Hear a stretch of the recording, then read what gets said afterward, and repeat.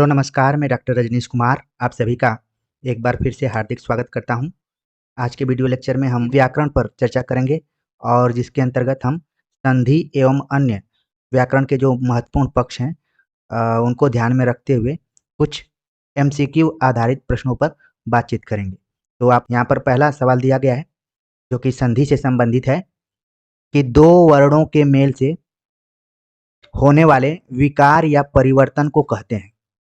दो वर्णों के मेल से होने वाले विकार या परिवर्तन को कहते हैं। ऑप्शन दिया गया है उपसर्ग, समास, संधि, प्रत्यय।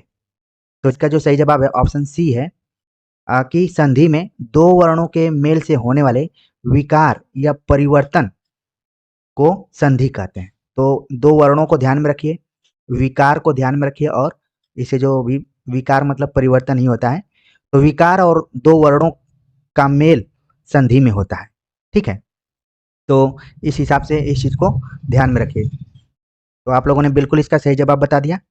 चलते हैं आगे, बात करते हैं अगले क्वेश्चन पे कि दो या दो से अधिक अत्यंत समीपस्थ वर्णों के मेल से जो परिवर्तन होता है वह है।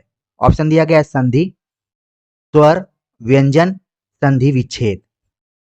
तो आप देख रहे हैं कि प्रश्न का उत्तर तो वही है लगभग, लेकिन इस बार प्रश्न घुमा कर पूछा गया है और मुख्य उद्देश्य यही था कि अगर क्वेश्चन घुमा कर पूछा जाए तो भी आप लोग इसका सही जवाब देने में समर्थ हों। तो यहाँ पर सवाल पूछा गया दो या दो से अधिक अत्यंत समीपस्थ वर्णों के मेल से जो परिवर्तन होता है या विकार होता है वह कहलाता है। सही जवाब बहुत सारे बच्चों ने बिल्कुल इसका सही जवाब दिया है कि संधि कहते हैं। ठीक है, चलिए अगले क्वेश्चन पे बात करें। अगला प्रश्न है, थोड़ा सा ये ठहर कर और आराम से समझ कर आंसर देने वाला प्रश्न है। ये पूछा जा रहा है कि निम्नलिखित में से एक कथन गलत है। निम्नलिखित में से एक कथन गलत है। ऑप्शन दिया गया है समास तोड़ने को विग्रह कहते हैं, संधि तोड़ने को विच्छेद कहते हैं, समास में पदों के प्रत्यय समाप्त कर दिए जाते हैं, संधि में दो पक्षों का मेल होता है। तो आपके सामने ये पूरा विकल्प दिखाई पड़ रहा होगा और आपने सभी विकल्पों पर विचार भी कर लिया होगा और बिल्कुल सही है।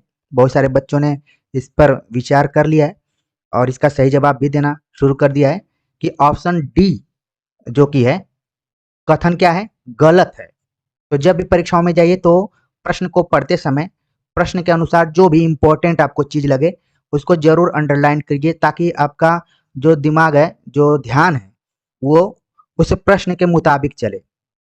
तो यहाँ पर ऑप्शन डी जो दिया गया है कि संधि में दो पक्षों का मेल होता है, ये क्या है, गलत है। बल्कि यहाँ पर क्या है, वर्णों का मेल होता है। ठीक है, दो शब्दों को अगर शब्दों भी लिख दिया जाता है तो गलत रहेगा। क्या ध्यान में रखना है संधि को पढ़ते समय कि वहां पर वर्णों का मेल होता है। ठीक है, अगर जल्दीबाजी में आपने बोल दिया कि जब दो या दो से अधिक शब्दों को मिलाया जाता है तो वहां पर संधि होती है, वो क्या है, गलत है। शब्दों का नहीं बल्कि दोनों के वर्णों का मेल होता है। इसी चीज को आपको ध्यान में रखना है। ठीक है, बाकी आप तीनों ऑप्शन को बिल्कुल ध्यान में रखें, इंपॉर्टेंट है कि समास तोड़ने को विग्रह कहते हैं। जब भी विग्रह की बात आए तो आपके दिमाग में तुरंत समास आना चाहिए, क्योंकि समास और संधि ऐसे लगता है कि दोनों भाई बहन हैं या फिर एक ही परिवार के सदस्य हैं। जैसे ही संधि कहते हैं तो बिना समास कहे हुए लगता है कि कोई चीज पूरी नहीं हो रही है। ठीक है, तो इसीलिए आप परीक्षाओं में जाएंगे तो संधि और समास दोनों को जोड़ जोड़ कर सवाल यहाँ पर पूछा जाता है। तो उम्मीद है कि बातों को आप समझ गए होंगे। तो पहला ऑप्शन दिया गया था कि समास तोड़ने को विग्रह कहते हैं, तो विग्रह का संबंध समास से है। संधि तोड़ने को क्या कहते हैं, विच्छेद कहते हैं। और कई बार आपने सुना होगा विवाह विच्छेद, तो यहाँ पर भी कुछ वही है। ठीक है, लेकिन संधि का संबंध क्या है, विच्छेद से। तो इस चीज को ध्यान में रखिए। समास में पदों के प्रत्यय समाप्त कर दिए जाते हैं, ये भी ऑप्शन क्या है, सही है। तो कुल मिलाकर जो चौथा ऑप्शन है वो यहाँ पर गलत है। ठीक है, चलिए अगले क्वेश्चन पे बात करें। अगला प्रश्न है कि संधि कितने प्रकार की होती है। संधि कितने प्रकार की होती है, तो ये आपको ध्यान में रखना पड़ेगा कि हम हिंदी व्याकरण की चर्चा कर रहे हैं। अगर कोई इतिहास का विद्यार्थी होगा तो वो दूसरे ढंग से इसको समझ सकता है, क्योंकि दो ही जगह संधि होती है, या तो हिंदी व्याकरण में आप देखेंगे या फिर इतिहास में जब पढ़ेंगे तो वहां पर संधियां होती हैं। तो फिलहाल हमें हिंदी व्याकरण को ध्यान में रखना है कि संधि कितने प्रकार की होती है। ऑप्शन दिया गया 2, 3, 4, 5। ठीक है, तो इसका जो सही जवाब है यहाँ पर आप लोगों ने बिल्कुल इसका सही जवाब देना शुरू कर दिया है कि 3 प्रकार की होती है। ऑप्शन बी इसका सही जवाब है। और वो 3 संधियां कौन कौन सी होती हैं, बहुत सारे बच्चों ने कमेंट करके बता भी दिया कि कौन कौन सी हैं। तो इसका मतलब है कि आप लोगों की बहुत ही अच्छी तैयारी चल रही है और मन से आप लोग पढ़ रहे हैं। तो मैं स्पेस दे दिया हूं, आप अपने दिमाग में रख लीजिए कि वो 3 संधियां कौन कौन सी हैं जिनका कि आगे जिक्र होगा। अगला प्रश्न है कि संधि के 3 भेद होते हैं, स्वर संधि और डैश दे दिया गया है यहाँ पर, और संधि, यानी कि एक संधि का यहाँ पर लॉलीपॉप देते हुए बता दिया है कि एक तो हो गया स्वर संधि, लेकिन 2 आपको विकल्पों के आधार पर यहाँ पर बताना है कि व्यंजन यण, अयादि व्यंजन, यण अयादि, व्यंजन विसर्ग।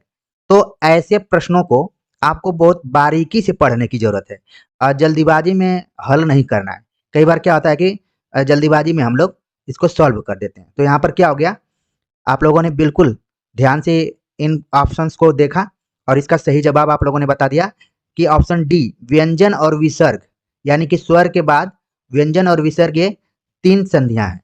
ठीक है, तो अब तीनों संधियों के बारे में आपने ज्ञान प्राप्त कर लिया। हालांकि ये सब बहुत छोटे छोटे क्वेश्चन है, आपको जो बच्चे बहुत दिनों से तैयारी कर रहे हैं या फिर जिनका संस्कृत या हिंदी व्याकरण बहुत मजबूत है, उनके लिए कुछ नहीं है। लेकिन आप देखेंगे परीक्षाओं में भी बहुत कठिन सवाल नहीं आते हैं। वो एक तरीके से आपको चेक करने के लिए ही आता है कि क्या आप परीक्षा हॉल में ही थे या फिर पार्क में थे, या फिर आपने ऑप्शन देखा तो क्या उसको ठीक से आपने पढ़ा है कि नहीं पढ़ा है। तो क्वेश्चन बहुत कठिन नहीं आते हैं, हम अपनी गलतियों से कठिन कर देते हैं और फिर कट ऑफ से बाहर होने लगते हैं। और परीक्षाओं में आप परीक्षा देने के बाद आपने देखा होगा प्रतियोगी छात्र अपने तक कट ऑफ लाने की कोशिश करते हैं, जितना उनका सही रहता है वहां तक खींच कर लाते हैं। फिर धीरे धीरे अपने मन को समझाने लगते हैं, फिर लगता है कि नहीं, इस बार लग रहा है परीक्षा में हम बाहर हो चुके हैं, अगली बार इस गलती को नहीं करेंगे। लेकिन लगातार गलतियों को दोहराते रहते हैं और इसी में कई बार उनको परीक्षार्थी के रूप में परीक्षाओं में बैठना पड़ता है। तो इन चीजों को आपको ध्यान में रखना है। ऐसा नहीं है कि जो मैं प्रैक्टिस सेट आपको करवा रहा हूँ वो बहुत ही यूनिक ढंग का है, ऐसा मैं खूब कठिन क्वेश्चन बनाना चाहता हूँ, ऐसा कुछ नहीं है। बस आपको उन बारीक बारीक चीजों के यहाँ जिन पर ध्यान देना चाहिए उस पर मैं बताने का प्रयास कर रहा हूँ। ठीक है, तो उम्मीद है कि जितने बच्चे जुड़े हैं सब मेरी एक एक चीजों से परिचित हैं। चलते हैं अगले क्वेश्चन पे बात करते हैं। अगला प्रश्न थोड़ा सा बड़ा रूप लिए हुए है। पूछा जा रहा है कि निम्नलिखित में से एक कथन गलत है। प्रश्न देखिए छोटा है, लेकिन इसके जो विकल्प हैं वो बहुत लंबे चौड़े हैं, उसे हमें ध्यान में रखना पड़ेगा। पूछा गया कि निम्नलिखित में से एक कथन गलत है। अब कौन सा कथन गलत है उसको जल्दीबाजी में नहीं बल्कि एक एक ऑप्शन को पढ़ने की जरूरत है। 2 स्वरों के मेल से उत्पन्न विकार को स्वर संधि कहते हैं। 2 वर्णों के मेल से होने वाले विकार को संधि कहते हैं। विसर्ग के साथ विसर्ग के मेल से उत्पन्न विकार को विसर्ग संधि कहते हैं। व्यंजन से स्वर अथवा व्यंजन के मेल से उत्पन्न विकार को व्यंजन संधि कहते हैं। तो कुल मिलाकर चारों ऑप्शन जो हैं वो सब संधि से पर आधारित हैं, संधि पर आधारित हैं। अब इसमें से हमें बताना कि गलत कौन सा है।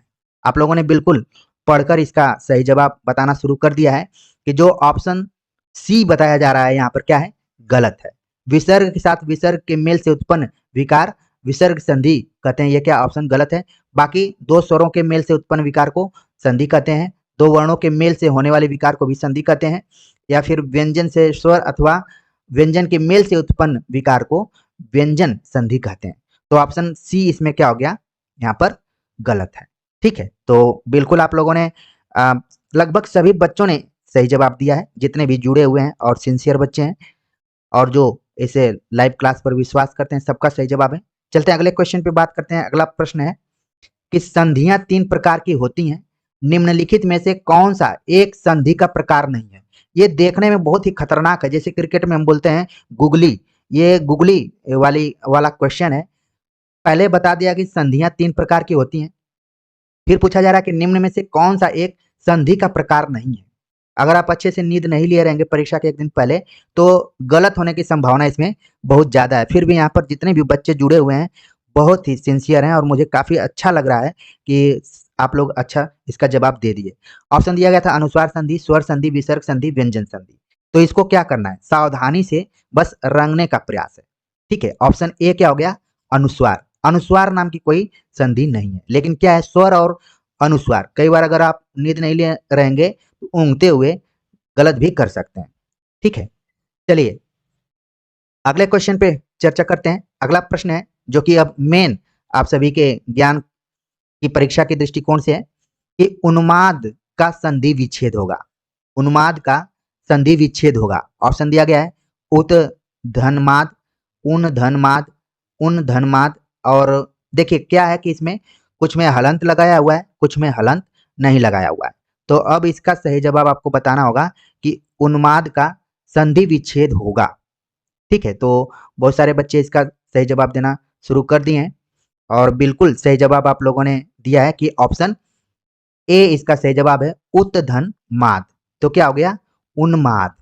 ठीक है, आपने देखा होगा कि जब त वर्ग के बाद पंचम वर्ग आता है तो उसी वर्ग का पांचवा वर्ग हो जाता है। ठीक है, तो क्या हो गया, त का यहाँ पर क्या हो गया, न हो गया, तो हो गया उन्माद। ठीक है, तो इस तरीके से इसका जो सही जवाब है ये बहुत गलत होने की संभावना बहुत सारे बच्चों से हो सकती है। तो बिल्कुल यहाँ पर ध्यान में रखिए कि यहाँ पर कौन सी संधि, संधि तो उन्माद है लेकिन कैसे इसका दो वर्ण कैसे आपस में मिल रहे हैं। ठीक है, और कई बच्चों ने बता दिया कि ये व्यंजन संधि के अंतर्गत है, ये भी सही है उनका। ठीक है, तो उन्माद का ध्यान में रखिएगा संधि विच्छेद क्या होगा, क्योंकि परीक्षाओं में आपके ऊपर मनोवैज्ञानिक दबाव रहता है तो आंसर क्या होते हैं, गलत होने लगते हैं, कंफ्यूजन होने की ज्यादा संभावना है। चलते हैं अगले क्वेश्चन पे बात करते हैं। अगला प्रश्न है उद्घाटन का संधि विच्छेद होगा। उद्घाटन का संधि विच्छेद होगा। ऑप्शन दिया गया है उत धनघाटन, उत धनघाटन, उद धनघाटन, उद धनघाटन। आप देख रहे हैं कि उत और उद, तो अंतर क्या है कि एक में हलंत लगा हुआ है और एक में हलंत नहीं लगा हुआ है। तो उस हिसाब से हमें इसका सही जवाब बताना है। ठीक है, तो इसका सही जवाब कई सारे बच्चों ने बिल्कुल इसका सही जवाब देना शुरू कर दिया है। कुछ बच्चे अंग्रेजी में भी लिख रहे हैं कि उत धनघाटन। मुझे याद है कि एक कोचिंग में मुझे एक आध दिन जाने का मौका मिला था, तो वहाँ पर कुछ बंगाल के बच्चे बच्चियाँ बैठे थे। तो बंगाल के अक्सर लोग हिंदी में थोड़ा सा कमजोर ही होते हैं, वो सब भी ऐसे ही UT प्लस GHATAN लिखने का प्रयास करते थे, तो उसमें तो संधि नहीं होगी। ये आप देख रहे हैं कि अलग ढंग का है। ठीक है, हालांकि ठीक है, टाइपिंग आप देवनागरी में कर रहे हैं, अच्छी बात है। फिर भी आपको ध्यान में रखना है यहाँ पर कि उद्घाटन का संधि विच्छेद क्या होगा। अच्छा, एक चीज आपको ध्यान में रखना है कि ये जो उद्घाटन शब्द है ये हर 5-10 दिन के बाद आपके जीवन में आ जाता है। कहीं ना कहीं अखबारों में आपको पढ़ने का मौका मिल जाता है कि फला जगह उद्घाटन किया गया। तो ये नया, आपको इस पे विशेष ध्यान देना है कि ये शब्द बना कैसे। आप लोगों ने बातों ही बातों में बिल्कुल इसका सही जवाब बता दिया कि ऑप्शन बी इसका सही जवाब है, उत्धन घाटन, जिसमें कि हलंत लगा हुआ है। हलंत वाला यहाँ पर क्या है, सही है। ठीक है, और इसमें नहीं आपने पढ़ा होगा कि तवर्ग है तो वो अपने वर्ग का ही तीसरा हो जाता है। ठीक है, तो क्या हो गया यहाँ पर, द हो गया उद्घाटन। ये सारे नियम आप लोग अच्छे से पढ़े होंगे, बस उसको अप्लाई करने की जरूरत है।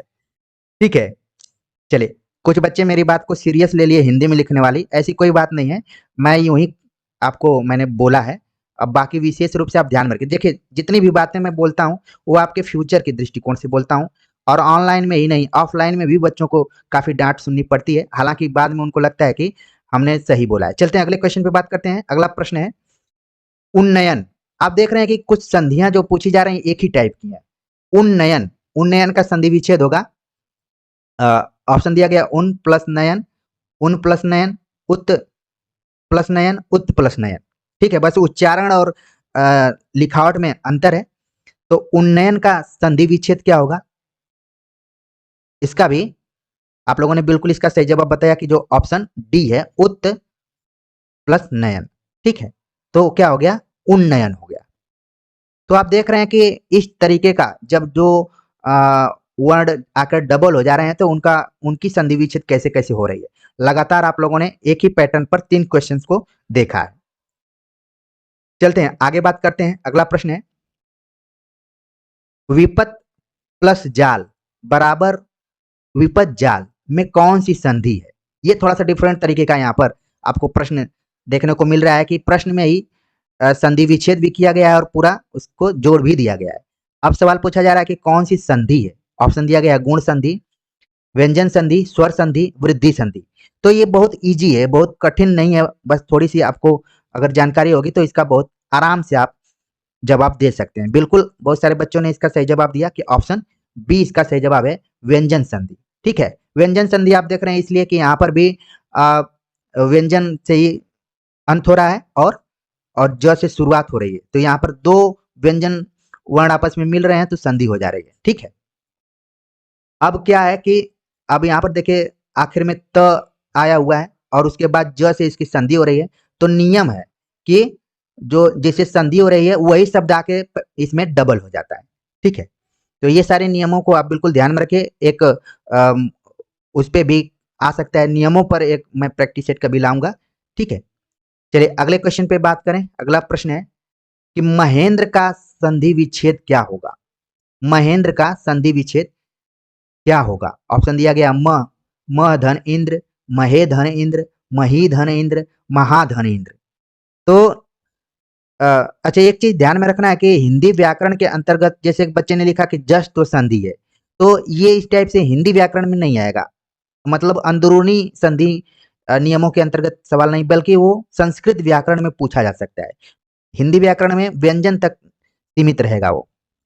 महेंद्र का बिल्कुल आप सारे लोगों ने सही जवाब बता दिया और आपके दिमाग में आ भी गया होगा कि इसमें से कौन संधि है। ठीक है, महेंद्र में कौन सी संधि है।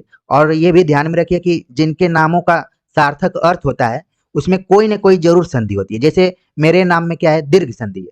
ठीक है, तो महेंद्र आपके दिमाग में आ गया और कौन सी संधि है। और इसका लक्षण भी है ए ओ अर, जहां पर होता है वो क्या है, गुण संधि। ठीक है, हाँ बहुत सारे बच्चों ने बिल्कुल सही जवाब दिया भी है। कुछ बच्चों ने कहा कि ये दीर्घ संधि है, तो इस तरीके की गलतियां आप लोग न करें। ध्यान में रखें कि कौन सी इसमें संधि है। ठीक है, ठीक है, चलिए अगले क्वेश्चन पे बात करें। अगला प्रश्न है कि संहार, संहार का संधि विच्छेद क्या होगा? ऑप्शन दिया गया है सम धनहार, सम धनहार, सन धनहार, सन धनहार। तो एक में आप देख रहे हैं कि हलंत लगा हुआ है और एक में बिना हलंत का ऑप्शन दिया गया है। अब हमें बताना है कि इसमें से कौन सी संधि विच्छेद सही है, ऑप्शन कौन सा इसमें सही है। ठीक है, तो आप लोगों ने इसका सही जवाब देना शुरू कर दिया है कि ऑप्शन ए इसका सही जवाब है, सम प्लस हार। ठीक है, और यही जाकर क्या हो गया है, अनुस्वार हो गया ऊपर, म जो हो गया वो अनुस्वार हो गया है। हो सकता है कि कुछ बच्चों के दिमाग में आए कि ये सन प्लस हार क्यों नहीं हुआ है। ठीक है, ऐसा भी आप लोगों के दिमाग में आ सकता है। तो आप देख रहे हैं यहाँ पर जो ह के नजदीक वाला जो पंचम वर्ण है वो म है, तो उसको वहां पर संहार कर लिया गया है। ठीक है, चलते हैं अगले क्वेश्चन पे बात करें। अगला प्रश्न है कि निधन कपट निम्नलिखित में से किस संधि का भेद है? तो यहाँ पर संधि विच्छेद दिया गया है और पूछा जा रहा है कि किस संधि का ये भेद है। निधन कपट, वृद्धि संधि, हल संधि, दीर्घ संधि, विसर्ग संधि। ठीक है, तो इसको देखने के बाद आप सभी के दिमाग में तुरंत आ गया होगा और बहुत ही इजी सवाल है, बस इसको रंगते समय ही हमको ध्यान में रखना है कि विसर्ग संधि है। ठीक है, लेकिन एक चीज आप ध्यान में रखिए कि अगर इसका अगर शब्द बनेगा तो क्या होगा, निष्कपट। निधन कपट क्या हो गया, निष्कपट। तो इसको ध्यान में रखना है और ये भी शब्द प्राय चलता रहता है आप लोगों के जीवन में, सभी के जीवन में, निष्कपट शब्द। चलिए अगला प्रश्न है कि श्रद्धानंद का संधि विच्छेद क्या होगा? श्रद्धानंद, ऑप्शन दिया गया श्रद्धा प्लस आनंद, श्रद्धा प्लस नंद, श्र प्लस धनंद, श्रद्ध प्लस आनंद।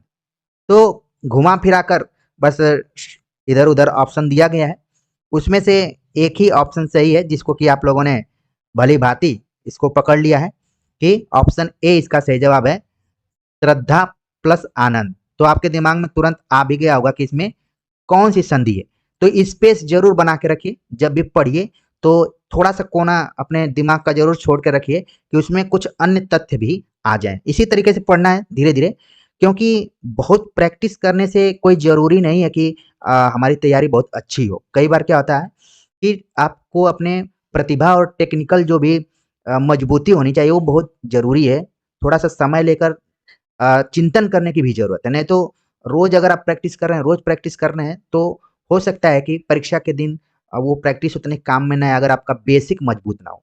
कहा जाता है कि सचिन तेंदुलकर और विनोद कांबली दोनों अपने समय में बहुत अच्छे बैट्समैन हुआ करते थे, लेकिन ज़्यादा सक्सेस कौन रहे? सचिन तेंदुलकर रहे। प्रैक्टिस के साथ उनके अंदर एक अलग तरीके की प्रतिभा थी। ऐसा नहीं है कि विनोद कांबली के अंदर उस तरीके की मतलब वो कम प्रैक्टिस करते थे। और वर्तमान समय में भी आप देख सकते हैं बहुत सारे खिलाड़ी हैं। तो कहने का मतलब ये है कि प्रैक्टिस के साथ-साथ टेक्निकल बेसिक चीज़ों को भी आपको अपने दिमाग में रखना है, तभी सही मायने में पढ़ाई हो सकती है, ठीक है? चलिए अगले क्वेश्चन पे बात करें। अगला प्रश्न श्रद्धानंद के बाद सदानंद आ गया। सदानंद का संधि विच्छेद कीजिए। तो इसको भी आप आराम से कर लेंगे। सदा धन आनंद, सत धन आनंद, सद धन आनंद, सत धन आनंद। तो अब यहाँ पर हमें बताना है कि कौन सा जो ऑप्शन है वो सही है।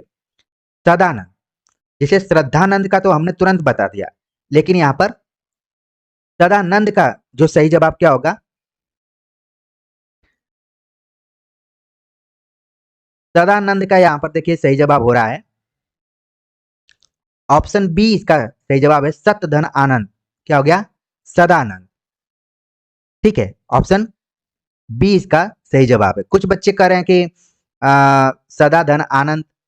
ठीक है, देखिए देखने में तो लग रहा है कि ये भी है, लेकिन अगर व्याकरणिक दृष्टिकोण से देखें तो इसका जो सही जवाब है वो ऑप्शन बी है। इसीलिए पूछा गया है कि आप लोग गूगली में फंसने का प्रयास जरूर करेंगे।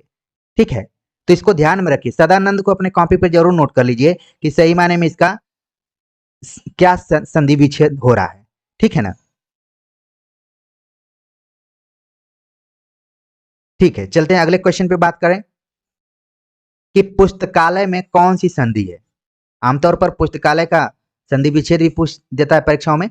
यहाँ पर पूछा जा रहा है कौन सी संधि है, जो कि बहुत इजी है, बहुत कठिन नहीं है कि पुस्तकालय में कौन सी संधि आप लोग नहीं बता पाएंगे। ऑप्शन दिया गया है दीर्घ, वृद्धि, गुण, यण संधि। तो पहले तो इसका आप वो कर लेंगे, संधि विच्छेद अपने मन में कर लेंगे, क्योंकि मन में भी कुछ कुछ होना चाहिए। ठीक है, तो इसका जो सही जवाब हो गया ऑप्शन ए। बिल्कुल आप लोगों ने सही जवाब दिया कि ये इसमें दीर्घ संधि है। इसी तरीके से विद्यालय है, ठीक है, तो उसमें भी इसी टाइप का होता है। और परीक्षाओं में क्योंकि अब 125 सवाल रहेंगे, 100 प्लस सवाल रहेंगे, तो कुछ कुछ सवाल इजी ही रहेंगे। उसमें ऐसा नहीं है कि परीक्षक पूरे प्रश्नों को ही कठिन कर देगा। कठिन कर देगा तो फिर मामला क्या हो जाएगा? गड़बड़ हो जाएगा। चलिए अगले क्वेश्चन पे बात करें। अगला प्रश्न है अभिधन उदय की संधि कीजिए। अभिधन उदय की संधि कीजिए। ऑप्शन दिया गया है अभ्युदय, अभ्युदय, अभ्योदय, अभ्युदय। अच्छा, संधि जब आप अच्छे से कर लेंगे तो जो शुद्ध अशुद्ध वाला प्रश्न आता है उसको भी आप बहुत अच्छे से कर लेंगे, क्योंकि व्याकरण का जो रोल होता है हर एंगल से महत्वपूर्ण है। अगर आप संधि समास सब अच्छे से जान रहे हैं तो शुद्ध अशुद्ध को भी अच्छे से कर लेंगे। तो यहाँ पर अभिधन उदय की संधि क्या हो गई? बिल्कुल आप लोगों ने सही जवाब इसका दिया कि ऑप्शन डी इसका सही जवाब है अभ्युदय। ठीक है, तो अगर सवाल आ जाए कि अभ्युदय शुद्ध शब्द के तौर पर, तो इसी को आपको ध्यान में रखना है। और कुछ बच्चों ने बातों बातों में बता दिया कि इसमें कौन सी संधि है, तो बिल्कुल सही जवाब है कि इसमें यण संधि है। ठीक है, तो अभिधन उदय, अभ्युदय को ध्यान में रखिए कि जब ई को य, व को उ हो जाए, इस टाइप से जो लक्षण बताए गए हैं उन लक्षणों को ध्यान में रखिए। चलिए अगले क्वेश्चन पे बात करें। अगला प्रश्न है निम्नलिखित शब्दों में से स्वर संधि को पहचानिए। निम्नलिखित शब्दों में से स्वर संधि को पहचानिए। पहचानिए। ऑप्शन दिया गया है सदगति, उज्जवल, दिग्दर्शन, पुस्तकालय। देखिए ये अलग ढंग का क्वेश्चन है। मतलब आज के प्रैक्टिस सेट में आप देख रहे हैं कि हर ढंग का क्वेश्चन आपके सामने आ रहा है। मतलब कि माथा पच्ची अच्छी हो रही है और आपके दिमाग को भी घुमा फिरा कर सोचने का मौका मिल रहा है। तो बिल्कुल आप लोगों ने बिल्कुल सही जवाब बताया। यहाँ पर कि जो पुस्तकालय है वो क्या है? स्वर संधि है। ठीक है, स्वर संधि के अंतर्गत ही 4-5 संधियां और हैं, जिसमें कि दीर्घ है, गुण है, यण, अयादि है। ठीक है, ये सब भी हैं, लेकिन यहाँ पर सीधे सीधे पूछा जा रहा है कि स्वर संधि कौन सा है, तो पुस्तकालय। और बाकी को आप ध्यान में रखिए, ये सब किसके अंतर्गत आएंगे। ठीक है, चलिए अगला प्रश्न है, महोत्सव का संधि विच्छेद होगा। महोत्सव का संधि विच्छेद होगा। ऑप्शन दिया गया है मही धन उत्सव, मही धन उत्सव, महधन उत्सव, महाधन उत्सव। तो इसका जो सही आंसर क्या होगा, महोत्सव का। ये बचपन के दिनों में जब आप 7वीं 8वीं में रहते थे तो खूब ये सब हम लोग रट के बैठा करते थे। लेकिन यहाँ पर क्या करना है, आपको थोड़ा सा समझने का प्रयास करना है कि महोत्सव है तो क्या इसका संधि विच्छेद हो रहा है। यहाँ पर बिल्कुल आप लोगों ने सही जवाब दिया कि महाधन उत्सव। ठीक है, क्योंकि आ और उ क्या हो जा रहे हैं, ओ हो जा रहा है। तो यहाँ पर आपको संधि, कई कुछ बच्चों ने संधि भी बता दिया कि गुण संधि है, जैसा कि मैंने उसके लक्षण के तौर पर बताया था, ए ओ अर। अच्छा, कई बच्चे क्या होते हैं कि यहाँ पर इसको देख कर ही बता देंगे कि इसमें कौन सी संधि होगी, इतना ही दूर महो महो ही देखकर बता देंगे कि इसमें कौन सी संधि है, क्योंकि इस फार्मूले को उन्होंने याद कर लिया है। या फिर कहीं ए लगा है, ठीक है, कहीं अर लगा है, तुरंत आप बता देंगे कि वहां पर गुण संधि है। तो ये सब चीजों को थोड़ा अपने दिमाग में रखना है, जहां पर टेक्निकल अंतर है उसको आपको ध्यान में रखना है। तो बिल्कुल आप लोगों ने सही जवाब बताया कि महाधन उत्सव बराबर महोत्सव हो गया, जो कि प्राय दशहरा इत्यादि आता है तो महोत्सव का होता है। अभी हम लोग क्या मना रहे थे, अमृत महोत्सव, जो ये अभी 15 अगस्त हम लोगों ने मनाया और अमृत काल में हम लोग जी रहे हैं। तो ये शब्द बहुत बार प्रयुक्त हो रहा है, तो हो सकता है परीक्षाओं में आ भी जाए। चलते हैं अगले क्वेश्चन पे बात करें। अगला प्रश्न है, भुर्जा का संधि विच्छेद होगा। भुर्जा, ये थोड़ा सा अलग ढंग का है, नया आपको यहाँ पर प्रश्न। भुर्जा, बहुत ऊर्जा तो आप सुनते हैं, लेकिन भुर्जा शब्द बहुत ही टेक्निकल यहाँ पर है, अलग ढंग का है। ठीक है, भुर्जा का संधि विच्छेद क्या होगा। ऑप्शन दिया गया भू धन ऊर्जा, भुज धन रा, भू धन ऊर्जा, भुज धन। अब इसको क्या पढ़ा जाएगा, आप पे भी उड़ंत हुआ दे दिया, जो कि प्रायः कम देखने को मिलता है, आशीर्वाद के अलावा कहीं नहीं दिखता है। ठीक है, तो आप लोगों ने ऑप्शंस को देखते ही इसका बिल्कुल सही जवाब बता दिया। हालांकि कुछ बच्चे कंफ्यूज हैं कि भू पे बड़ाऊ की मात्रा रहती है कि छोटाऊ की मात्रा, और ये बड़ा टेक्निकल है। मुझे याद है कि जब मैं जेएनयू में फॉरेन लैंग्वेज के बच्चों को एक पेपर पढ़ा रहा था, जब रिसर्च स्कॉलर था, तो एक आपने हरिशंकर परसाई का निबंध पढ़ा होगा, चूहा और मैं। इसको नोट कर लीजिए आप लोग, एक निबंध है चूहा और मैं, हास्य व्यंग। तो मैंने इसी पर टेस्ट लिया था, तो कई बच्चे चूहा को बड़ा अजीबो गरीब लिख दिए थे, ऐसे मात्रा लगाए हुए थे कि मैं खुद वहां पर परेशान था कि ये बड़ाऊ की मात्रा दिया है कि छोटाऊ की मात्रा दिया है। ठीक है, तो आप ध्यान में रखिए कि भू पे हमेशा बड़ाऊ की मात्रा होती है। ठीक है, तो भू धन ऊर्जा, और आपके दिमाग में तुरंत आ गया होगा कि इसमें कौन सी संधि है। ठीक है, तो ये हो गया भूर्जा। क्योंकि वर्तमान समय में लोग शब्दों को शॉर्ट लिखने का प्रयास करते हैं, यहाँ तक कि नाम भी है, अगर किसी का नाम जयप्रकाश है तो वो जेपी हो गया है, किसी का नाम कुछ है तो वो छोटा हो जाता है। जैसे वर्तमान समय में एक बैट्समैन है जिसको स्काई नाम से बुलाया जा रहा है, आप लोग समझ गए होंगे कि मैं किसकी बात कर रहा हूँ। तो शॉर्ट हमेशा फॉर्म चल रहा है, वैसे ही भूर्जा का भी हो गया। बहुत सारे बच्चों ने इसमें संधि भी बता दिया कि कौन सी संधि है। ठीक है, चलते हैं अगले क्वेश्चन पे बात करते हैं। अगला प्रश्न है कि दिए गए संधि विच्छेद में सही विकल्प चुनिए। दिए गए संधि विच्छेद में सही विकल्प चुनिए। तो यहाँ पर दिया गया शब्द जो है रूपांतरण। अब रूपांतरण का संधि विच्छेद क्या होगा। प्रश्न देखने में बहुत हल्का है, लेकिन बस आप फॉर्मूले को समझ गए, नियम को समझ गए, तो तुरंत इसका सही जवाब आप बता देंगे। तो रूपांतरण, रूप धन अंतरण, रूप धन आंतरण, रूपा धन अंतरण, रूपा धन आतरण। तो इसमें हमें बताना है कि इसका सही जवाब क्या होगा। बहुत सारे बच्चे इसका जवाब दे रहे हैं। ठीक है, तो इसका सही जवाब क्या हो गया, आराम से इसको पढ़ना है, आपको ध्यान में रखना है। आंतरण नाम का कोई शब्द नहीं होता। कुछ बच्चे बी पर भी प्रयास कर रहे हैं, लेकिन इसका सही जवाब क्या है, ऑप्शन ए इसका सही जवाब है, रूप धन अंतरण। ठीक है, तो क्या हो गया, रूपांतरण। यहाँ का अ और इसमें का दोनों में आपस में आके मिल गए हैं, तो क्या हो गया, रूपांतरण। ठीक है, चलिए अगले क्वेश्चन पे बात करें। कुछ बच्चों ने बता दिया कि इसमें दीर्घ स्वर संधि भी है।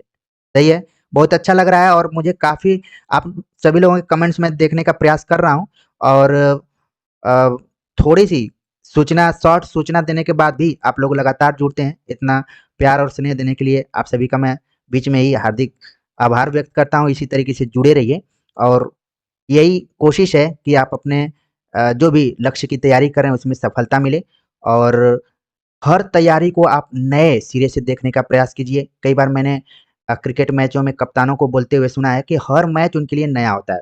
पहले का इतिहास कैसा रहा है, पहले का की परीक्षा कैसी रही है, ये सब मायने नहीं रखता है। हमेशा नया सीखने का प्रयास करेंगे तो एक दिन सफलता ज़रूर मिलेगी। यहाँ पर देखिए क्वेश्चन नंबर 23 है कि बालोचित शब्द का संधि विच्छेद होगा। बालोचित शब्द का संधि विच्छेद क्या होगा? ऑप्शन दिया गया है बाल धन उचित, बाला धन उचित, बोलो धन चित, बाल धन लोचित। तो अलग-अलग ढंग से शब्द को तोड़ मरोड़ दिया गया है क्योंकि हम लोग बड़ी इजीली ढंग से इस प्रैक्टिस सेट को देख रहे हैं, लेकिन जब क्वेश्चन बनाना होता है तो परीक्षक की भी हालत खराब होने लगती है कि कैसे-कैसे ऑप्शंस को रखा जाए, कैसे बच्चों को भ्रमित किया जाए। कोई एक्सपर्ट ये नहीं चाहता होगा कि कोई बच्चा 125 में 125 सवाल सही कर दे। आपने अखबारों में सुना होगा बहुत सारे बच्चे हैं जो कि 125 में 121, 122 तक पहुँच जाते हैं, तो हैं, लेकिन एक्सपर्ट तो कभी नहीं चाहता होगा कि उसके द्वारा बनाए गए 125 में 125 कोई सवाल सही कर ले। तो यहाँ पर भी देखिए कैसे विकल्पों को बनाया गया है और आप लोगों ने बातों ही बातों में बिल्कुल इसका सही जवाब बता दिया कि बाल धन उचित जो ऑप्शन ए है इसका सही जवाब हो गया। ठीक है, तो ये क्या शब्द बन गया? बालोचित। विशेष तौर पर आपको ध्यान में रखना है कि इसमें वर्णों का मेल हो रहा है, शब्दों का मेल नहीं हो रहा है, बल्कि वर्णों का मेल हो रहा है क्योंकि हम संधि विच्छेद को पढ़ रहे हैं। अगला प्रश्न है कि अत्युक्ति, अत्युक्ति शब्द में संधि कौन सी है? ऑप्शन दिया गया है यण, दीर्घ, गुण, अयादि। तो चारों ऑप्शंस के आधार पर अभ्युदय को आप लोगों ने देख लिया। यहाँ पर क्या है? अत्युक्ति को आप लोगों ने देखा और बिल्कुल आप लोगों के दिमाग में आ गया कि ये तो सीधे-सीधे यण संधि है। अच्छा, कई बार क्या होता है कि जैसे गुण को आप देख लेते हैं कि ओ की मात्रा लगी हुई है, ए की मात्रा लगी है। कई बच्चे यहीं पे य, व, र ये सब भी देखने का प्रयास करते हैं। तुरंत पकड़ में आ जाता है कि ये यण संधि है। इसका तो बहुत फार्मूला भी है, ई को यण अचि। ठीक है? जो संस्कृत पढ़े होंगे बच्चे सब जान रहे होंगे या फिर ई को य, उ को व, ठीक है? इस तरीके से री को र हो जाता है, तो वहाँ पर यण संधि हो जाती है। काफ़ी फेमस संधि रही है, तो टेक्निकल चीज़ों को आप लोग समझ रहे होंगे। चलते हैं अगले क्वेश्चन पे बात करें। अगला प्रश्न है ई प्लस आ बराबर या किस संधि में इस प्रकार का परिवर्तन होता है? तो आप देख रहे हैं कि दीर्घ ई प्लस दीर्घ आ बराबर या किस संधि में परिवर्तित हो रहा है? कौन सी संधि है? यहाँ पर संधि का नाम दिया गया है। तो प्राय क्या है, यण संधि और अयादि संधि को लेकर थोड़ा-थोड़ा कन्फ्यूजन हो सकता है, लेकिन क्लियर कर लीजिए कि इसमें से कौन सी संधि हो सकती है ई प्लस आ बराबर या। तो बिल्कुल बहुत सारे बच्चों ने बिल्कुल इसका सही जवाब बताया है, कोई कंफ्यूजन नहीं है उनके अंदर। सही जवाब है ऑप्शन डी, यण संधि है। ठीक है, अयादि में क्या है कि अय हो जाता है, अव हो जाता है, अय हो जाता है, ये अलग ढंग का है। अभी हो सकता है कुछ शब्द आए, बाकी ये क्या है, ई को य हो जाता है, उ को व हो जाता है, री को र हो जाता है। अच्छा, कई बच्चे हो सकता है कि संस्कृत पढ़े हों और मुझे नहीं समझ में आता था, हालाँकि उस समय नंबर प्राप्त करने के लिए मैं खूब संस्कृत में मेहनत करता था और अच्छे नंबर आते थे। 100 में तो कई बार 95-96 नंबर भी आए हुए थे बीए के दौरान। लेकिन वहाँ पर बताया जाता था कि राम शब्द कैसे बना हुआ है। इसमें 50 ठो सूत्र लगता था और बाद में बताया जाता था कि इति सिद्धम, ये राम शब्द बन गया। तो थोड़ा-सा मैं कभी-कभी सोचता हूँ तो लगता था क्या फालतू ये सब सूत्र-वूत्र लग रहा है। लेकिन विषय है, विषय का अपना सौंदर्य होता है, तो उस चीज़ को भी ध्यान में रखना है। चलिए अगला प्रश्न है, कौन सा व्यंजन संधि नहीं है? कौन सा व्यंजन संधि नहीं है? व्यंजन संधि नहीं है। कौन सा व्यंजन संधि नहीं है? ऑप्शन दिया गया है वाक्जाल, रसायन, तद्धित, उद्धरण। 4 ऑप्शन दिए गए हैं। उन ऑप्शंस के आधार पे हमें बताना है कि कौन सा व्यंजन संधि के अंतर्गत नहीं है। ठीक है, तो आप लोगों ने देख लिया होगा ऑप्शन। ऑप्शन को ध्यान से देखने की जरूरत है और कई बच्चों ने बिल्कुल ध्यान से देखा और इसका सही जवाब हो गया ऑप्शन बी। अच्छा, व्यंजन संधि में आप देखेंगे कि कई जगह मतलब आधे जो आधा वर्ण रहता है वो भी इसी में रहता है। जैसे इसमें आधा ग हो गया, इसमें आधा द हो गया, इसमें भी आधा द। रसायन, रस धन आयन, क्या हो गया? रसायन। तो ऑप्शन बी इसका सही जवाब हो गया। और बाकी सब क्या है? वो सब व्यंजन संधि के अंतर्गत है। हमें बताना है, ध्यान में रखना है कि व्यंजन संधि नहीं है। तो परीक्षाओं में नहीं शब्द को विशेष तौर पर आप वहां पर नोट कर लीजिए, उसको अंडरलाइन कर दीजिए ताकि आपको दिक्कत ना हो। एक बार कमेंट्स कर कर आप लोग बताएंगे कि कितने बच्चे जुड़े हुए हैं, क्योंकि मेरे में बहुत कम ही दिखा रहे हैं, 14-15 ही दिखा रहे हैं। ठीक है, तो एक बार कमेंट्स कर दीजिए। चलते हैं अगले क्वेश्चन पे हम बात करते हैं। अगला प्रश्न है, पूछा गया है कि निम्नलिखित में कौन सा शब्द संज्ञा है? निम्नलिखित में से कौन सा शब्द संज्ञा है? ऑप्शन दिया गया है ऊंचा, पहाड़, नीचा, गहरा।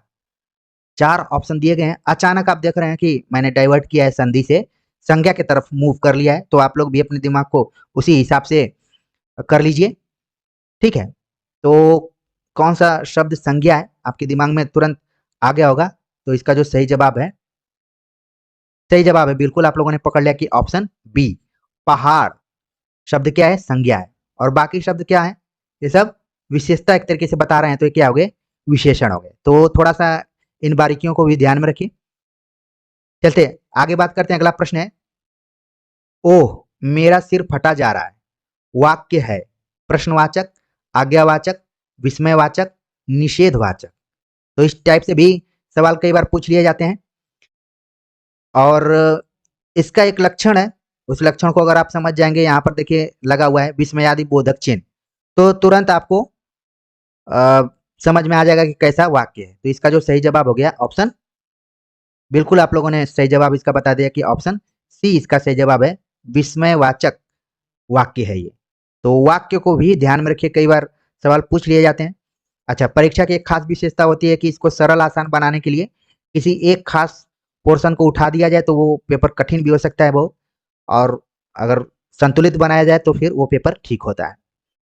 चलते हैं अगले क्वेश्चन पे बात करते हैं। अगला प्रश्न है, उसने कुछ नहीं खाया, वाक्य में रेखांकित पद है। यहाँ पर कुछ जो है वो रेखांकित है, उसने कुछ नहीं खाया में जो रेखांकित है कुछ, ये किस टाइप का सर्वनाम है? अनिश्चयवाचक सर्वनाम, पुरुषवाचक सर्वनाम, निजवाचक सर्वनाम, संबंधवाचक सर्वनाम। तो कल के प्रैक्टिस सेट में भी कुछ कुछ इस तरीके की बातें आप सभी को बताई गई थी। कुछ यहाँ पर आता है जो कि अनिश्चित है, तो क्या हो गया ये? अनिश्चय। बिल्कुल, बहुत सारे बच्चों ने इसका बिल्कुल सही जवाब बताया है, अनिश्चयवाचक सर्वनाम। आप सभी की अच्छी तैयारी चल रही है, बस इसको कंटिन्यू रखना है अच्छे से। चलते हैं अगले क्वेश्चन पे बात करें। अगला प्रश्न है, निम्नलिखित में से कौन सा शब्द अविकारी है? तो कल ही हमने बताया कि विकारी शब्द क्या होते हैं, अविकारी शब्द क्या होते हैं। तो वहां तो संज्ञा सर्वनाम विशेषण क्रिया की बात हो रही थी जो कि विकारी के अंतर्गत थे। अविकारी में क्रिया विशेषण इत्यादि जो आ रहे हैं वो थे। लेकिन यहाँ पर देखिए शब्द दिया गया है कि अविकारी शब्द है, अविकारी है। हमें बताना है कि कौन सा अविकारी है। तो इसका जो सही जवाब है, ये टेक्निकल सवाल है, हाँ बहुत सारे बच्चे फिर भी इसको पकड़ लिए। सही जवाब है ऑप्शन डी, वाह जो है यहाँ पर क्या है? अविकारी शब्द है। ठीक है, चलिए आगे बात करते हैं अगले क्वेश्चन पे। पूछा गया कि निम्नलिखित में भाववाचक संज्ञा शब्द है, भाववाचक संज्ञा शब्द। संज्ञा पूछा गया है लेकिन उसमें भी उसके प्रकार के बारे में कि भाववाचक है। ऑप्शन दिया गया पंडित, मेधावी, बुद्धिमत्ता, लघु। अब इसमें से हमें बताना है कि कौन सा भाववाचक संज्ञा शब्द है। ठीक है, तो इसका जो सही जवाब है, सही जवाब इसका आप लोगों ने दिया बुद्धिमत्ता। बुद्धिमत्ता शब्द क्या है? भाववाचक है। ठीक है, ये बुद्धिमान शब्द से बना हुआ है और इसमें ता प्रत्यय लग गया है, तद्धित प्रत्यय जोड़कर भाववाचक संज्ञा बना दिया गया है बुद्धिमत्ता। बाकी कल के प्रैक्टिस सेट में हमने देखा बुढ़ापा शब्द एक यूज किया गया था। ठीक है, चलिए अगला प्रश्न है, कौन सा शब्द विशेषण है? कौन सा शब्द विशेषण है? ऑप्शन दिया गया है सोना, गरज, चचेरा, रक्त। तो 4 ऑप्शन दिए गए हैं, उसमें से हमें विशेषण बताना है कि कौन सा शब्द विशेषण है। ठीक है, तो इसका जो सही जवाब यहाँ पर है ऑप्शन सी, इसका सही जवाब है चचेरा। बहुत सारे बच्चों ने बताया, इसको ध्यान में रखिए कि चाचा से क्या बन गया है? चचेरा। जिसे आप बोलते हैं कि चचेरा भाई बहन, इस टाइप से यूज होता है। तो चचेरा क्या हो गया है? विशेषण के तौर पर यहाँ पर प्रयुक्त हो गया है। चलिए अगले क्वेश्चन पे बात करें। अगला प्रश्न है विशेषण का भेद नहीं होता। कल हमने बताया था कि 4 भेद होता है विशेषण का। अब इसमें से हमें बताना है कि कौन सा ऐसा ऑप्शन है जो कि विशेषण के अंतर्गत नहीं है। ऑप्शन दिया गया है प्रभाववाचक विशेषण, गुणवाचक विशेषण, सार्वनामिक विशेषण, संख्यावाचक विशेषण। तो इसका सही जवाब हो गया ऑप्शन ए, क्योंकि 4 ही विशेषण है, तो उसमें से चारों अगर नहीं याद रहते हैं तो फिर बड़ी दिक्कत है। आप लोगों ने याद करके रखा है, कमेंट्स करके जरूर बताइए कौन सा यहाँ पर विशेषण छूट रहा है। ठीक है, प्रभाववाचक के स्थान पर क्या होना चाहिए? क्योंकि 4 ऑप्शन दिए गए हैं, उसमें से ए वाला ऑप्शन क्या है? गलत है। तो यहाँ पर हो गया परिमाणवाचक विशेषण जो कि छूट रहा है। बाकी गुणवाचक है, सार्वनामिक विशेषण है और संख्यावाचक विशेषण है। तो ऑप्शन ए इसका क्या हो गया? सही जवाब। अगला प्रश्न है वह ऊपर नीचे जाता रहता है। वह ऊपर नीचे जाता रहता है वाक्य में अव्यय पद है। कौन सा वाक्य में अव्यय है? तो तुरंत आपके दिमाग में आना चाहिए कि ये अव्यय क्या होता है। अव्यय जो कि कोई भी संज्ञा, सर्वनाम, क्रिया, विशेषण ये सब आए, उसमें कोई बदलाव नहीं होता है। ठीक है, अव्यय उसमें कोई बहुत परिवर्तन नहीं होता है, ना क्षरण होता है, कोई उस पर प्रभाव नहीं पड़ता है। तो क्या है, इसी वाक्य के अनुसार ही पूरा विकल्प दे दिया गया है। तो आप लोगों ने पूरा ऑप्शन देख लिया और इसका सही जवाब भी बताना शुरू कर दिया है। तो इसका सही जवाब है बिल्कुल डी। ऊपर नीचे जो शब्द यहाँ पर प्रयुक्त किया गया है क्या है? अव्यय के तौर पर। चलिए अगला प्रश्न है मुझे उसका मीठा गाना अच्छा लगता है। मुझे उसका मीठा गाना अच्छा लगता है वाक्य में क्रिया विशेषण पद कौन सा है? लगता है, मुझे उसका, अच्छा, मीठा गाना। तो क्रिया विशेषण हमें बताना है कि कौन सा है। एक तो विशेषण होता है और दूसरा है क्रिया विशेषण। तो इस प्रश्न के अनुसार हमें क्रिया विशेषण है। तो इसका जो सही जवाब है यहाँ पर, सही जवाब अलग अलग बच्चे इसका सही जवाब दे रहे हैं। कुछ बच्चे कह रहे हैं कि सी है, कुछ कह रहे हैं कि डी है। मुझे उसका मीठा गाना अच्छा लगता है, इसमें क्रिया विशेषण पद क्या है? अच्छा है। ठीक है, ऑप्शन ये जो शब्द है ये क्या है? क्रिया विशेषण है, ये अच्छा लगता है। सही जवाब क्या हो गया? ऑप्शन सी।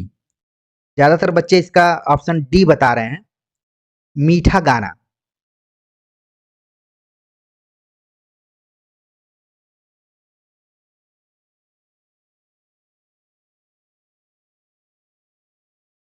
ठीक है, ऑप्शन सी इसका सही जवाब है यहाँ। अगला प्रश्न है उसने कविता पढ़ी होगी। उसने कविता पढ़ी होगी वाक्य का काल है। तो हमें बताना है कि ये जो वाक्य दिया गया है किस काल में है। आसन्न भूत, पूर्ण भूत, संदिग्ध भूत, सामान्य भूत। ठीक है, तो देखिए सामान्य तौर पर हमने तो 3 ही काल पढ़ा, पास्ट, प्रेजेंट, फ्यूचर, यानी कि भूतकाल, वर्तमान काल और भविष्य काल। लेकिन आजकल परीक्षाओं में वो सामान्य काल वाले प्रश्न नहीं आ रहे हैं, बल्कि क्या है, इस टाइप से पूछा जा रहा है आसन्न भूत, पूर्ण भूत, संदिग्ध भूत, सामान्य भूत। अब भूत ही भूत चारों ऑप्शन में है। अब इसमें से कौन सा भूत सही है वो हमें बताना है। उसने कविता पढ़ी होगी। जो बच्चे सीयूईटी की तैयारी कर रहे थे या फिर उस वीडियो लेक्चर को देखे होंगे जिसमें कि मैंने वाक्य और काल के बारे में चर्चा की है, तो जरूर आप लोगों ने इसका सही जवाब आपके दिमाग में आ गया होगा। फिर भी आप लोगों ने अपने हिसाब से जो भी पढ़ाई की है उसके हिसाब से सही जवाब बता दिया ऑप्शन सी संदिग्ध भूत, क्योंकि यहाँ पर एक संभावना संदेह जताया जा रहा है कि उसने कविता पढ़ी होगी। मान लीजिए जो कविता पढ़ने वाला है वो दूसरे जगह है और जो इस चीज को सोच रहा है वो दूसरे जगह है। ठीक है, तो यही ज्यादातर हमारे जीवन में होता है जब हम प्रेम में रहते हैं, तो यही है कि उसने खाना खा लिया होगा, अब वो सोने का प्रयास कर रहा होगा या फिर कर रही होगी, तो ये क्या हो गया, संदिग्ध भूत में। ठीक है, चलिए अगले क्वेश्चन पे बात करते हैं। अगला प्रश्न है, उनकी आर्थिक स्थिति बिगड़ गई। उनकी आर्थिक स्थिति बिगड़ गई वाक्य में विशेषण पद है। उनकी आर्थिक स्थिति बिगड़ गई वाक्य में विशेषण पद कौन सा है? ठीक है, ऑप्शन दिया गया है बिगड़ गई, उनकी आर्थिक स्थिति, यानी कि वाक्य में से ही क्वेश्चंस को क्या है, ऑप्शंस को बना दिया गया है। तो यहां पर विशेषण पद क्या है वो हमें बताना है। तो इसका जो सही जवाब है, बहुत सारे बच्चों ने इसका सही जवाब देना शुरू किया कि आर्थिक क्या है, विशेषण के तौर पर प्रयुक्त हुआ है। ऑप्शन सी इसका सही जवाब है। अगला प्रश्न है, विशेषण पद का परिचय देते समय क्या बताना आवश्यक नहीं होता है? विशेषण पद का परिचय देते समय क्या बताना आवश्यक नहीं होता है? ऑप्शन दिया गया है विशेष्य, क्रिया, लिंग, वचन। कौन सी चीज ऐसी है जब हम विशेषण पद का परिचय देते हैं तो बताना जरूरी नहीं होता है? ठीक है, तो इसका जो सही जवाब है ऑप्शन बी इसका सही जवाब है, क्योंकि बहुत सारे बच्चे इधर उधर आंसर दे रहे हैं। क्रिया बताना जरूरी नहीं है। ठीक है, विशेषण पद का परिचय देते समय, बाकी विशेष्य, लिंग, वचन इनको बताना जरूरी है, क्रिया बताना जरूरी नहीं है। तो इस क्वेश्चन को थोड़ा सा आप नोट करिए, टेक्निकली अलग ढंग का है। ठीक है, चलिए देखिए सारे क्वेश्चंस को आप कहीं ना कहीं देखे होंगे, बस जैसे ही हम यहाँ पर आप सभी से डिस्कस कर रहे हैं तो आपके दिमाग में अलग ढंग से ये बैठ रही होगी बातें। अगला प्रश्न है कि सुश्री हिमा दास दौड़ में प्रथम स्थान पर आई हैं, वाक्य में भाववाचक संज्ञा शब्द क्या है? सुश्री हिमा दास दौड़ में प्रथम स्थान पर आई, वाक्य में भाववाचक संज्ञा क्या है? सुश्री, हिमा दास, प्रथम, दौड़। चार ऑप्शन दिए गए हैं, उन विकल्पों के आधार पर ही इसका सही जवाब क्या हो गया? सही जवाब है इसका, सारे लोग अलग अलग ढंग से इसका जवाब दे रहे हैं। इसमें जो दौड़ शब्द है ये क्या है? भाववाचक संज्ञा के अंतर्गत है। ऑप्शन डी इसका सही जवाब है। ठीक है, इसमें अगर ना लग जाता तो ये क्रिया में कन्वर्ट हो जाती, लेकिन अभी ये क्या है? भाववाचक संज्ञा के रूप में है। अगला प्रश्न है, वाक्य में क्रिया विशेषण पद कौन सा है? परीक्षा नजदीक है, कुछ पढ़ भी लो। ये देखिए, ये आप लोगों के लिए खास तौर से क्वेश्चन है कि इसमें क्रिया विशेषण पद हमें पहले बताना है कि कौन सा है। परीक्षा नजदीक है, कुछ पढ़ लो। आमतौर पर जो गार्जियन होते हैं ऐसा बोलते हैं, या फिर जो आपके शुभ चिंतक होते हैं वो बोलते हैं। बाकी तो यही करते हैं कि आप न पढ़े, इधर उधर भटका देते हैं। ठीक है, परीक्षा नजदीक है, कुछ पढ़ भी लो। ऑप्शन दिया गया है परीक्षा नजदीक है, कुछ पढ़ भी लो। तो कौन सा क्रिया विशेषण है? तो इसका जो सही जवाब है, आप लोगों ने देना शुरू कर दिया है। सही जवाब है ऑप्शन सी, कुछ जो है यहाँ पर क्रिया विशेषण के तौर पर आया हुआ है, कुछ पढ़ भी लो। ठीक है, तो इस तरीके से हमने कुल 40 प्रश्नों पर आज चर्चा किया, और 40 जो प्रश्न थे अलग अलग प्रवृत्ति पर थे, और उम्मीद है कि आपका संधि और हिंदी व्याकरण के जो अन्य पक्ष थे, संज्ञा, क्रिया विशेषण, विशेषण, ठीक है, ये सब क्लियर हो गया होगा।